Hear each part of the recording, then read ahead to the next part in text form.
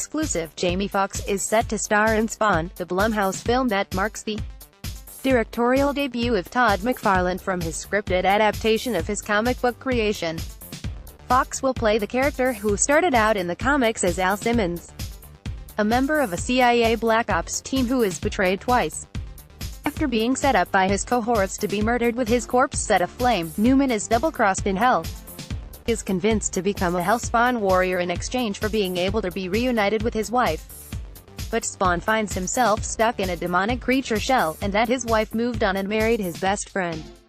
So this is one pissed-off anti-hero who attends to dispatching the scum of the city in good and evil battles that encompass Earth, Heaven and Hell.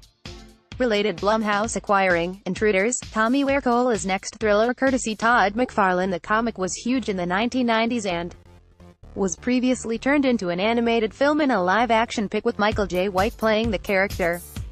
McFarlane has long gotten overtures on a new live-action film that could launch a franchise, but he always had creative issues that led him to his own gritty low-budget version at Blumhouse.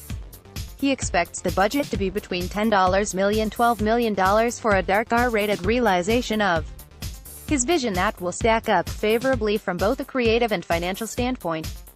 He doesn't intend to tell Spawn's origin story, and he expects his anti-hero to be a man of few words.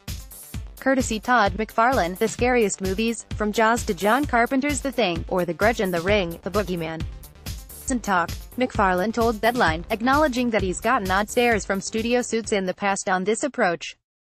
It confuses people because of the comic book industry, and because they all default into their Captain America mindset, and I keep saying, no, get into John Carpenter's mindset or Hitchcock. This is not a man in a rubber suit, it's not a hero that's going to come and save the damsel. At the end of the movie, I'm hoping that the audience will say either, is this a ghost that turns into a man, or is it a man that turns into a ghost? I've got a trilogy in mind here, and I'm not inclined in this first movie to do an origin story. I'm mentally exhausted from origin stories. Luckily, there's a movie that just came out that helps my cause. In A Quiet Place, the first thing on screen is a card in black and white letters that says Day 89. It doesn't care about what happened in those first 88 days. There are a couple headlines, but then we are on day 450.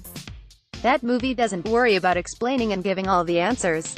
What it said in that case was, if you can hang on for a story of survival of this family, this movie will make complete sense for you. Courtesy Todd McFarlane. McFarlane wants to challenge Spawn aficionados and newcomers in the same fashion. If you want to see something creepy and powerful, where you go, just what the hell was that? I'm not going to explain how Spawn does what he does, he's just going to do it. We'll eventually do some of the background if we make a trilogy, but that's not this first movie. The first movie is just saying, do you believe? And if you believe, then that's good, because I'm hoping to take you for a long ride with this franchise. McFarlane expects the envelope-pushing take might turn his biggest fans into his most ferocious critics. If there's a touchstone film to his approach, it's Jacob's Ladder, a film that left audiences questioning whether or not the action on the screen was real or a nightmare.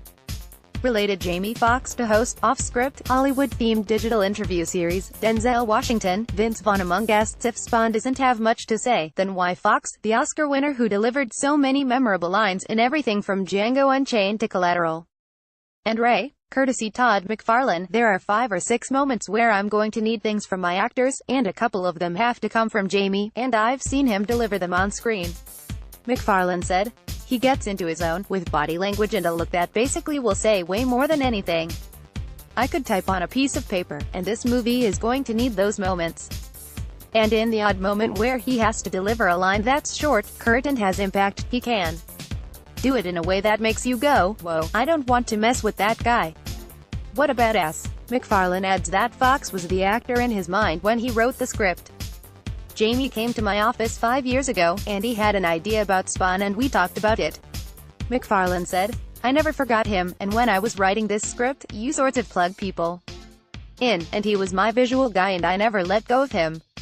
When I got done and my agents and everybody was talking about what actor, I said, I'm going to Jamie first, and until he says no, I don't want to think about anyone else because I've never had anyone else in my head.